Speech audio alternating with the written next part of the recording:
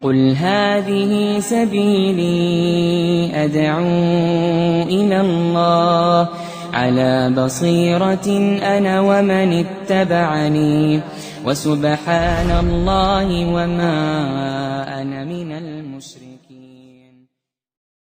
Makanya kita dapat di sebagian orang, mereka tidak mau bermadhab dengan madhab Syafi'i dalam masalah akidah. Mereka bilang kami, ya, kalau fikih dari ikut Imam apa? Syafi'i. Tapi kalau akidah ikut siapa? Kalau akidah ikut Asy'ari. Kalau akhlak ikut apa? Imam Ghazali. Jadi mereka tidak ridho mengambil akidah Imam Syafi'i. Kenapa? Kalau Imam Syafi'i dan yang lainnya mengatakan orang yang mentakwil sifat dikatakan sebagai Jahmiyah. Seharusnya kalau Anda ingin ikut Imam Syafi'i, ikut seluruhnya, total-totalnya. Jangan cuma ambil apa? Fikihnya. Ambil fikihnya, ambil juga akidahnya. Ya. Jadi ini penjelasan Imam Abu Isa At-Tirmidzi rahimahullah, kata beliau, jadi orang-orang Jahmiyah mengatakan Allah tidak menciptakan Adam dengan tangannya. Dan sering kita katakan seandainya kalau Allah tidak menciptakan Adam dengan tangannya, berarti Adam tidak spesial. Justru Allah berdalil dengan Adam diciptakan dengan tangan Allah agar iblis tunduk kepada, sujud kepada Adam. Ma mana'aka an tasjuda lima khalaqtu biyadayya. Kata Allah, wahai iblis, kenapa kau tidak sujud kepada Adam yang aku ciptakan dengan kedua tanganku? Allah berdalil dengan keistimewaan Adam. Di antara keistimewaan Adam apa? Dia diciptakan dengan kedua tangan Allah Subhanahu wa taala. Kenapa kau tidak sujud? Seandainya kedua tangan artinya kekuatan, maka iblis bisa membantah. Kata iblis, apa bedanya saya dengan Adam? Kau ciptakan Adam dengan kekuatan, kau ciptakan saya juga dengan apa? Kekuatan. Jadi barang siapa yang menakwilkan tangan Allah dengan kekuatan, berarti dia telah menghilangkan keistimewaan Nabi Adam. Dan dia semakin menguatkan hujahnya iblis. Paham? Dia menguatkan hujahnya apa? Iblis. Ya. Kita mengambil akidah ya dengan sanad, dengan para ulama, bukan karangan kita sendiri. Bukan karangan kita sendiri.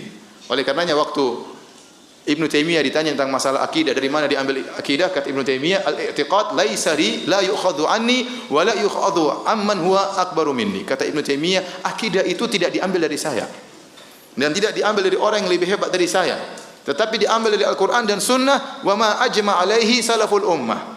Diambil dari Al-Quran dan Sunnah dan kesepakatan para salaf.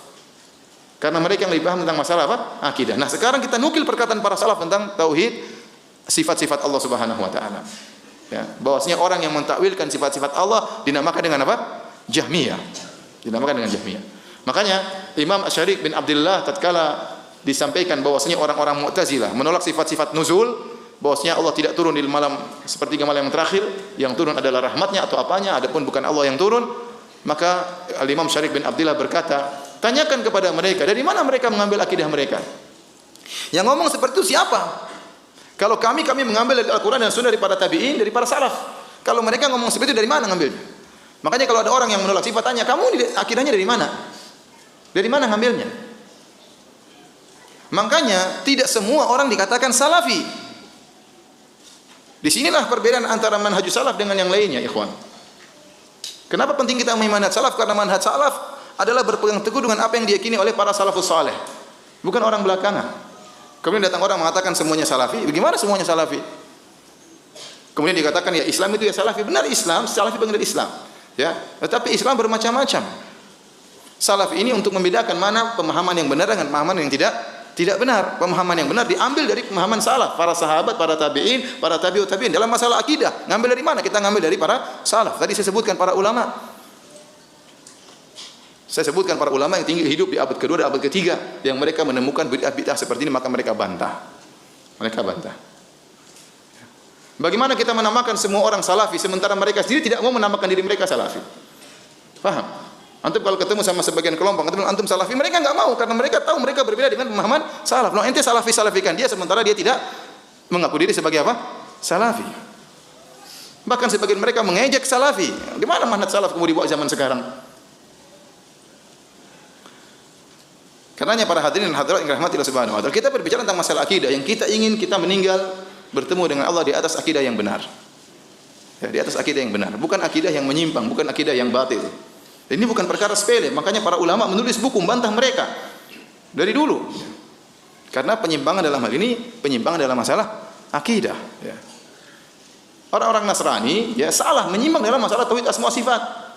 Menyimpang dalam tauhid asma wa sifat. Mereka bukan penjahat, mereka bukan pembunuh, tapi mereka meyakini Allah punya anak. Ini kesalahan dalam masalah apa?